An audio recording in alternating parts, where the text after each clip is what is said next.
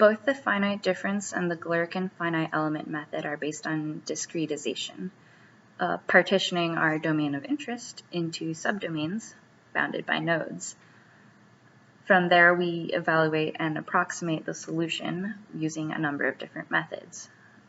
The finite difference method is evaluated by approximating the derivatives in the boundary value problem. What this means is that any derivatives involved in the equation are removed and replaced with an approximation. For example, you can use a truncated form of the Taylor series. This creates a system of equations that can then be solved for each step, no derivatives involved. The finite element method is based on the creation of a weak or variational form by multiplying it with a test function, essentially creating a less defined or arbitrary form of the original problem. The domain is subdivided into using a chosen number of nodes, and for each subdomain we create a basis function.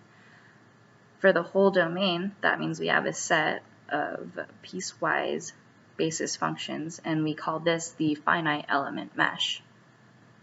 The basis functions are then substituted back into the variational form and solved. In the Galerkin method, which is one of the most commonly used finite element methods, the test function is actually based on the basis functions. So these two items are very, very interrelated.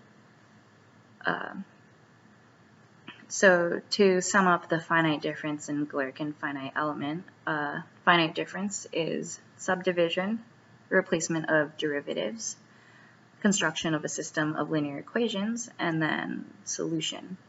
For the Galerkin finite element method, it's the creation of a variational form using a test function, subdivision, creation of a finite element mesh consisting of basis functions, and then use of the basis functions and the variational form to solve that variational form at each node.